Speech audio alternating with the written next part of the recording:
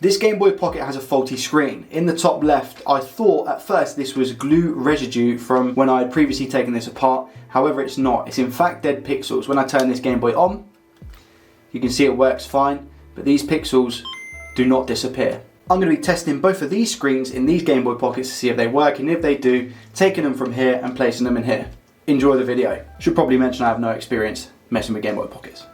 Good morning, good afternoon and good evening YouTube. What's going on? It's your boy Joey Does Tech and welcome yourselves back to a brand new video. You're probably thinking, why is there cats on the screen, Joey? What's going on? Have you gone crazy? This is the first time my cats have seen snow, so I thought it'd be a nice little opener for the video. Anyways, on to the main event. So I have no idea if these Game Boy Pockets, the screen works on them. So I'm going to take the batteries out of this one and place it up here for the time being. So I've taken the batteries out of this Game Boy Pocket just in case I get electrocuted when I go to take it apart. So let's get into that first of all, shall we? Let's take all of the screws out. For this, I'm going to be using a Tri-Wing 2.5 and also a Phillips 00. Previously restored and cleaned this Game Boy Pocket, and you can see the video of that in the top right hand corner of the screen right now. First of all, we take out the Tri-Wing screws, which there's 6 of them. I'm going to lay them out as the Game Boy is.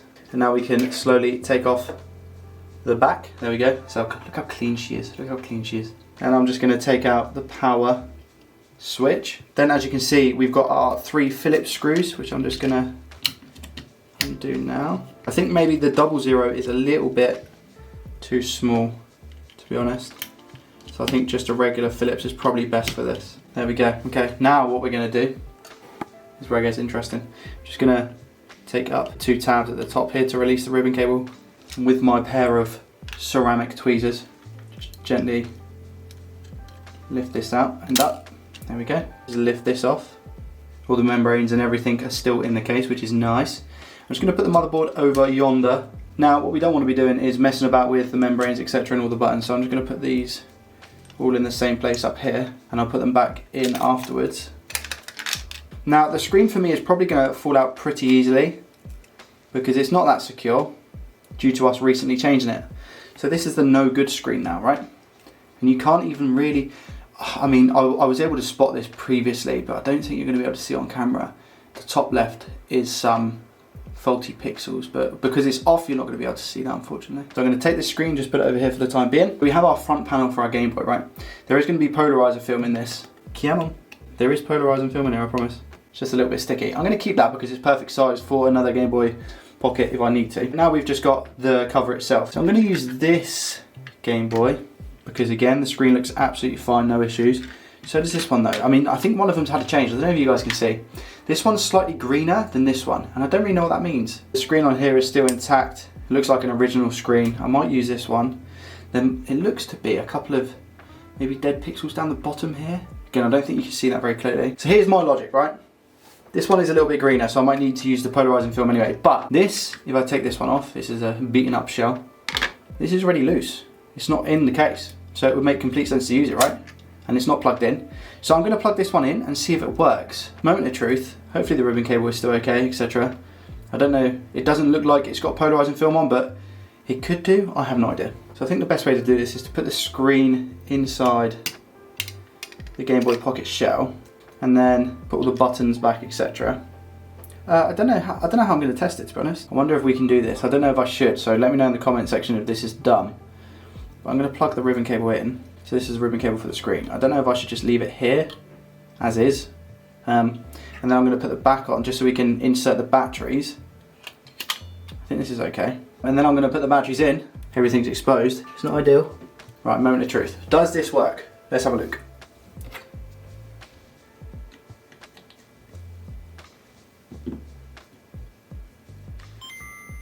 I don't think there's polarizing film on it, which is good because I've got some here.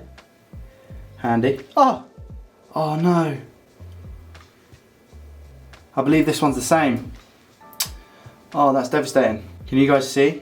Top left, this one's the same. This screen is identical to the other one. It's less obvious in the top left, but it's still the same issue, right? Oh no. Okay, so we can't use that screen either. So we're gonna have to resort to the last screen, which I hope is gonna work. So again, this is technique now.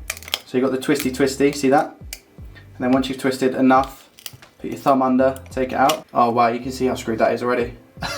See that around here? Look at the edge.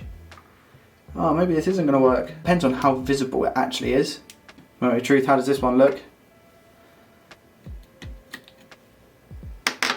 Okay.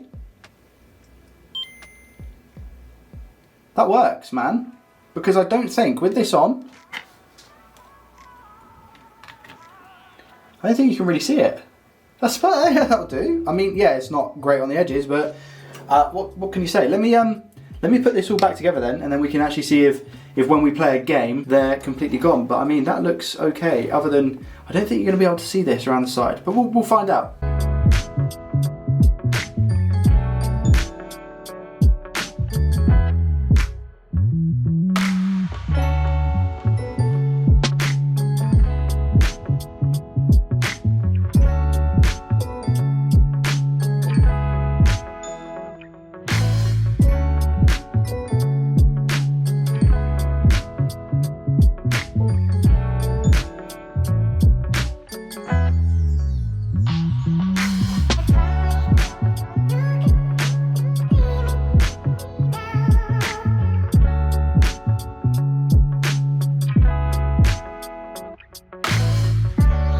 The moment of truth.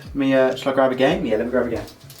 Tell you what I am going to do, real quick, is take battery cover from a green one. I know this is going to look ugly, but just to kind of complete. Okay, just so I don't, yeah. I have ordered a clear purple battery cover that should be here soon. Okay, so Pokemon Blue. Get that in, turn it on, moment of truth. Focus, goddammit. Come on, here we go. Yes.